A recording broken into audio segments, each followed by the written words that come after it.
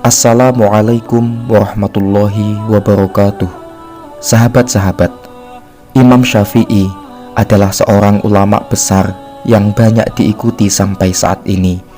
Seorang ulama yang menguasai multidisiplin keilmuan Islam dan tergolong mujtahid mutlak. Akan tetapi, suatu ketika Imam Syafi'i pernah gemetar menghadapi pertanyaan seorang kakek misterius tentang sebuah dalil. Simak kisahnya dan mohon berikan dukungan untuk channel ini agar dapat lebih berkembang dan berbagi manfaat. Dikisahkan, pada suatu hari, di waktu antara zuhur dan asar, Imam Syafi'i tengah duduk bersandar. Tiba-tiba datanglah seorang kakek misterius dengan mengenakan jubah, imamah dan sarung. Semua pakaian yang dikenakan kakek tersebut tampak terbuat dari bulu domba, sedangkan tangannya memegang sebuah tongkat yang menambah kewibawaannya. Mengetahui kedatangan sang kakek, Imam Syafi'i bergegas berdiri dan merapikan pakaiannya. Imam Syafi'i lalu menyambutnya dengan ta'zim dan mempersilahkannya duduk. Sang kakek memulai pembicaraan. Ia berkata, "Saya ingin mengajukan pertanyaan." "Silahkan," jawab Imam Syafi'i. "Apa dasar agama Allah?" tanya sang kakek. "Al-Quran." "Lalu apa lagi?" "Sunnah Rasulullah." "Lalu?" "Ijma' para ulama."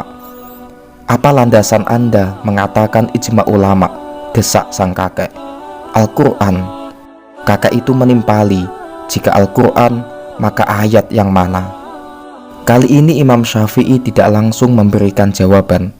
Beliau berpikir sejenak dan mulai menyadari bahwa kakek yang ada di hadapannya bukanlah orang biasa.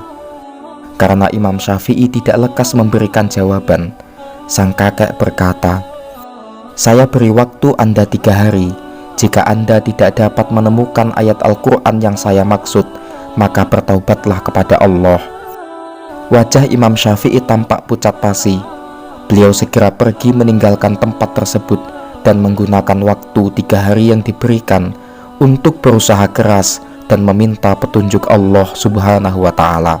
Selama 3 hari tersebut, tampak bahwa beliau tidak dalam kondisi sehat. Wajah, kedua tangan, serta kedua kaki Imam Syafi'i terlihat membengkak.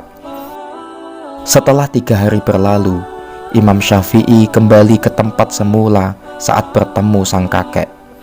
Beliau pun duduk di tempat sebelumnya dan menunggu kedatangan sang kakek.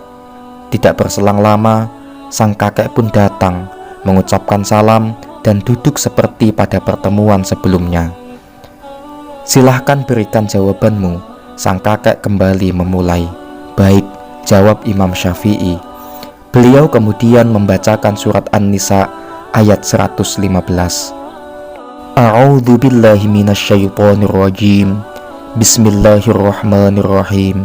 May yushaqiqir rasula min ba'di ma tabayyana lahul huda wa yattabi' ghayra sabilil mu'minina nuwallihi ma tawalla wa nuslihi jahannam wa sa'at masira."